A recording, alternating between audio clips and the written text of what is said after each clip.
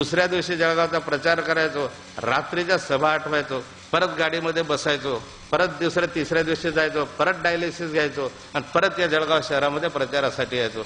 कोण असेल माहीचा लाल आहे हो, ते हार्टला लागल्यानंतर यायचो, पण माझा कार्यकर्ता मोठा झाला पाहिजे, त्याच्यासाठी जीव गेला तरी चालेल, पण तोच जगला पाहिजे. हे केलं ना, हे केलं या ठिकाणी.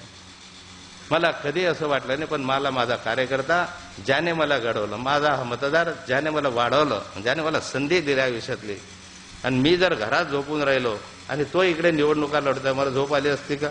अरे जान देव. पण हे केलं.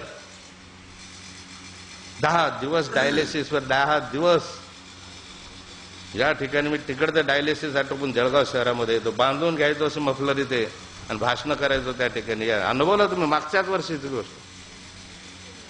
पण हे केलं आणि यामुळे तो मनापासून प्रेम करतो. एक गावने एक मला सांगा, अंमळे असो का पारोळा असो कोणते असो, या नाथाबहुता परिवार जसा आमच्या घरामध्ये आहे, जसे माझे मुलं आहेत, जसं माझ्या मुली आहेत, जसे माझे नातू आहेत, एकही तालुका असा नाही की त्या नाथाबहुता त्या गावामध्ये किंवा त्या तालुक्यामध्ये असे प्रेमाचे लोक नाही आहे.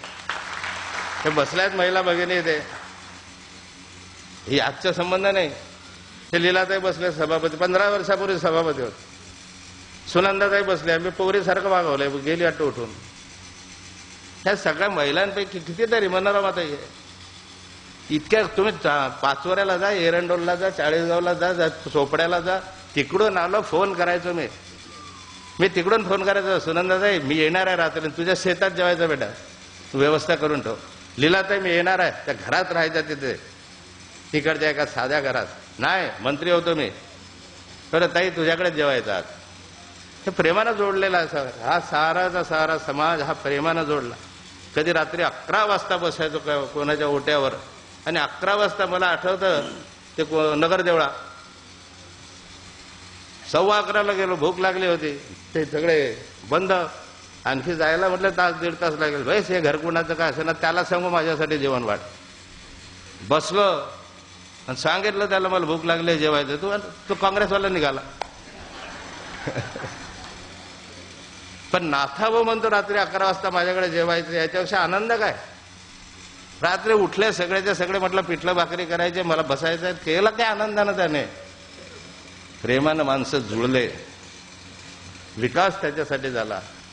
ह्या जिल्ह्याचे अनंत उपकार आहे. आणि हे मी अनुभवलं 1.25 वर्षाच्या कालखंडामध्ये. आता अलीकडे जेव्हा मी आजारी पडलो, काही आजार माझा पायाचा आजही आहे, तो राहणार आहे 8-15 दिवस.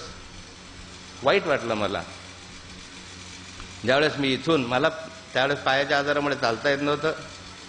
इथून मी गेलो, खुर्चीवर बसलो, मुंबईला उतरलो, स्ट्रेचरवर नेलं, स्ट्रेचरचे फोटो फिरवले हो, की नाथाभाऊ आता स्ट्रेचरवर आता जिवंतच राहत नाही. मी पाहिलं, माझ्याकडे ते व्हिडिओ कॅसेट आहे, माझ्याकडे ते ऑडिओ कॅसेट आहे, काय बोललेत त्याच्या. किती दिवस आहे म्हणे, 2-3 महिने राहिला, तर बाद में तर मी येऊ. वाईट वाटलं, दुःख वाटलं. अरे मरायचं तर तुमच्या सांगल्याने मी मरणार आहे. मी तर असा माणूस आहे, माझी विल पॉवर इतकी दांडगी आहे, 100 वर्ष मी जातच नाही. हा, तो कुणाचा भ्रम असेल तर काढून टाका, मी भलता पक्का आहे. तुम्ही पाहिलं ना, मी अनेकांना उरावर घेतलं, अनेकांना फेकून दिलाय. नाथाभाऊ का इतका साधा आहे का? चला लढेंगे तर सामने लढेंगे, गद्दारी से नाही. काय आपण पाहिलं तुम्ही, या जिल्ह्यामध्ये लढलो असेल, महाराष्ट्रात लढलो असेल, तर समोरासमोर लढलो, पाठीत खंजीर घुसून लढलो. चाल तेरे में दम है तो आ जाओ सामने, असाच लढलो. भ्रष्टाचाराच्या विरोधात लढा दिला. आणि ताकद केव्हा आहे, पुन्हा महाराष्ट्राच्या विधानसभेत भांडत असताना मुख्यमंत्री असोत का अन्य असोत, समोर आरोप केले. एक वेळ शरद पवारांना आरोप केला की तडजोड आणि फडजोड. मी शरद पवारला आव्हान दिलं, अरे तुझ्यात दम असेल तर काढ, एक गोष्ट काढ्या नाथाभाऊचे. इतके तुमचे कपडे काढतो रोज, तर तुम्ही मला स्वस्त झोपू दिलं असतं का? रोज त्या मुख्यमंत्र्याच्या अंगावर जातो, अजितदादांच्या अंगावर जातो, मंत्र्यांच्या अंगावर जातो.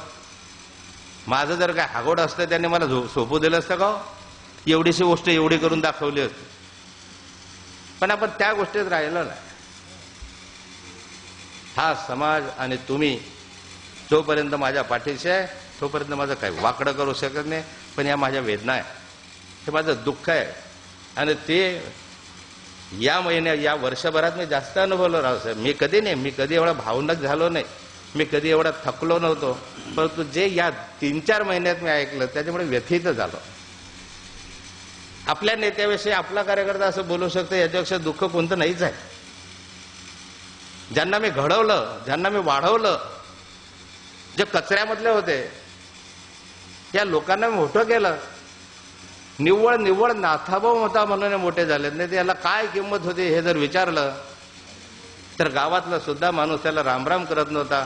नाथाभाऊचा स्पर्श झाला म्हणून गाडी बसायला लागला, घोडे घसायला लागला, लोकांमध्ये गेला, सन्मान वाढला, फौजदार रामराम करायला लागला, तहसीलदार सलाम करायला लागला. तो फक्त भारतीय जनता पार्टीचा आणि नाथाभाऊचा झाला म्हणून झाला. इकडे आला म्हणून झाला. आणि अशा स्थितीमध्ये हे वातावरण आहे. पण चांगली गोष्ट आहे की या जळगाव जिल्ह्यातला